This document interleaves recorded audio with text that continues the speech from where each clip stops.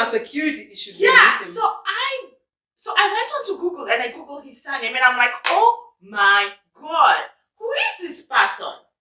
And it was a lady. And she goes like, hi, this is so and so. Yeah. Are you so and so's girlfriend? I'm his fiance.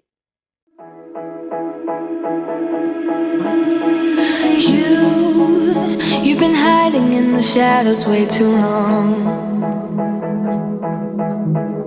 You always thought that you were weak, but babe, you're wrong. Why though? I don't know. It's just maybe it was a catfish. I saw what you did there. So I've been catfished, people. Oh no. Oh my God, this one is a bad one. I feel like this is a show by itself. Really? You've been catfished? I have been catfished. That's what I should have talked about, actually. That's probably the craziest. That was bad. That one was a bad one. So I have this very close friend of mine. Very close. Very, very close. You know, really. We share everything. Everything. So she's at that point in a really bad marriage. And obviously we talk about this. I met this guy on Tinder, and instead, the strange thing was, instead of moving to WhatsApp, normally on Tinder they go like, give me a number, we chat on WhatsApp. He moved to Telegram. So you move to Telegram, you don't have to share numbers. You can just share like you don't have to share numbers. Because he knew if we share numbers, I have his number, then I'll know that it's him. Okay. So we moved to Telegram. I thought I knew a lot more about this online dating. I don't know. You don't know nothing. Technology.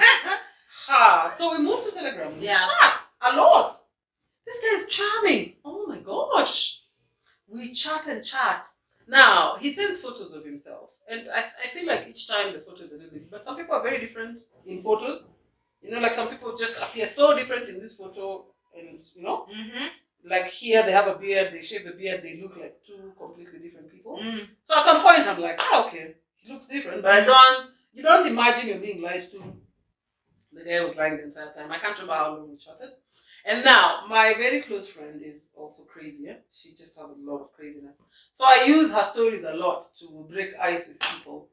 So, naturally, I'm scared where this story is going. I'm here talking about her and the crazy things she does. And I'm adding salt sometimes, and sugar, and roiko, you know, just to make things interesting. I'm even screenshotting those conversations and sending them to her. And she's like, one of these days I'll charge you for using my stories for your own selfish.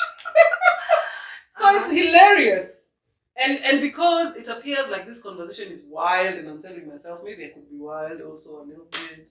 And, you know, I'm telling this guy how my friend wants to leave her spouse, but she wants to hook up with someone who is single and lives in their own home, like you. Because now he was telling me he's single, he lives by himself, but he has another crazy friend who's married, who's looking, you know, who's generally looking out for conquests. So that crazy married friend can hook up with your crazy friend. But my friend doesn't want to hook up with that one, she wants to hook up with you. And this guy is like, it's okay, I'll hook up with you, then her, you know those things. I mean, we don't do that. But it's in conversation, and we're just having fun. I'm like, you know, let's laugh about this. Yeah. And so we chat and chat until it gets to a point where we meet. Can you imagine my shock when I meet the guy and it's actually my friend's spouse? Huh? What? The spouse himself. Hold on. The same friend that you are telling. So I've been talking to him about himself. And his wife. Oh, God. And I had said a lot of scandalous things. Because what he did. No. A moment. we need to absorb. I know. Oh my God. What? So at some point he used to sometimes say stuff about your crazy friend. You know, your crazy friend sleeping around, blah, blah. And I'm like, no, I never said she sleeps around. So in defense, I would say a lot of things. Yeah. You see, he was just doing that to get more information out of me. Isn't that? It was terrible. So were basically catfished by your best friend's husband. Yes. And once I saw it was him, I don't know. There's no word for this emotion. Guys, what is the problem? Like, you actually go online, create And you see- a profile, Yes, and him, swipe right to your best friend's like your wife's best friend. his profile photo was not him, but my profile photo is me. So he knew very well, Yes. all along, Oh yes. that he was talking to you. Yes, he did. He knew. Wow. Imagine that. So at the point I realized it's him, of course, I had words I can't say here for him. And I just walked away. I just walked away. And I went and just took my phone and called my friend and willed her to pick the phone. And thank God she was near her phone. She picked it up and I just said, sit down. You need to sit down. She said, what's the problem? Did you meet him? Yes, I did. What is it? Guess who it is? So, he was her third guess. Oh. Yeah, he was her third guess. And he said, first of all, he laughed and she laughed. She laughed and laughed and laughed and said, did you not say you sent a few inappropriate photos? Oh my God. I did send. It was not that bad, but it was inappropriate. And thank God, she's like, she laughed first, she found it funny. And then she said, okay, I'm sitting down. What are you saying? And I'm like, yeah, that's the person you live with. Like, I don't even know if you're safe. And so we talked about it in a very mature way. We were obviously both very shocked. Very shocked. We started going back on the chat, like, what have I even said? What is all these things have been What saying? has been said? What has been Yeah, shared? yeah. But for her, it was more of, like you, she had disengaged with him long before. Long before. At that point, she was really just planning her exit plan. It was just taking a little longer than it should have. So that bit wasn't so bad. It's just that she felt violated. She felt like he had crossed the line so far. I mean, that's your friend. Imagine. And you know very well, if you are both catfishing each other, maybe they're not there. Yeah. But he knew. Yeah. He knew because. Or at least if there was no profile photo, we'd say he didn't know who he was chatting with. Yeah. But there was. Yeah. There was a photo. That's crazy. Yeah. That's crazy. It was really bad. That's a thank God. My friend is still my friend. Yeah. Our relationship didn't change. Obviously the guy, even if I met him on the streets. Yeah. And it's a sad thing because before that we were actually friends. Like he was the spouse of my friend. So obviously you're all friends. Yeah, it was like a family thing. He was our friend before my spouse died. Yeah. Think about it. But yeah, that's a crazy story. These things happen. Okay, personally, I haven't experienced as crazy. As crazy. I think the craziest, let me see which one is the craziest that I've experienced. So I met this guy once in a club. And he had two other gentlemen with him. Turns out that was his nephew and a brother, a cousin, something. So we exchanged numbers. Apparently he was not from here. He's not Kenyan. They were visiting. So we exchanged numbers and they wanted someone who can give them ideas of where. Okay. I was also very blonde because I didn't know that that's a pickup line. I genuinely thought they wanted a number. So they wanted someone from Kenya who would give them ideas of where to go to. Oh, like to show them around. Yeah, to show them around. That's a pickup line. Even I know that's a pickup line. I mean, I was fresh out of divorce. I didn't know. Oh my God, that's funny. I didn't know. So anyway, I gave them my number. And I think the following day, he assumed that I would meet them. And I was thinking, no, I was just going to share the links to the places. I wasn't coming with you. So anyway, that was the only time we met. Believe you me. But we kept on talking. So he went back to his country, blah, blah, blah. We kept on talking and talking and talking. And of course, now some of these chats started getting a bit more cozy. And, there's a possibility of, maybe we can, date and see where this goes. This went on maybe for 3 months.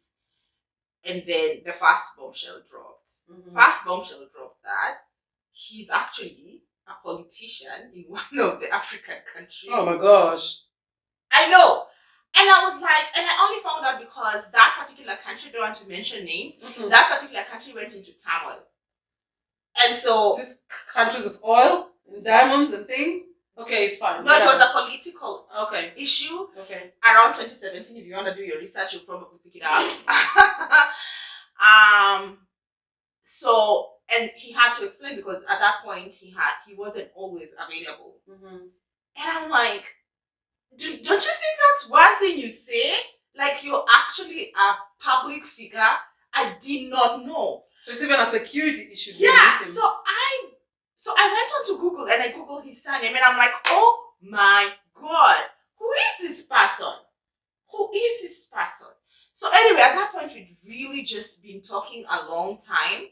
So it was like, no, he didn't want to scare me exactly why. And honestly, I would have been like, no, this is it. A politician, not even in the country, in another country. I don't even know the dynamics. I don't even know the dynamics. So anyway, we still kept on talking until one day I got a phone call with the UK. The number was from UK. Got a phone call and it was a lady, and she goes like, "Hi, this is so and so. Yeah, are you so and so's girlfriend?" So at that point, I'm like, so I don't know whether we are even. I don't even know I'm his girlfriend. Like, I don't met, know. Remember, I only met him once in the club. And you've just briefly been chatting, yeah. Yes. But you've chatted a lot. But we've chatted a lot. So at that point, I just said yes. But then in my head, I also questioned, he's never asked me to be his girlfriend. So am I even his girlfriend? I don't know. So she says, oh my God, how long have you been talking? Blah, blah, blah, blah, blah. I'm his fiance. And I'm like, what? And she says, yeah, I'm his fiance. And, even now they're going through things politically in the country.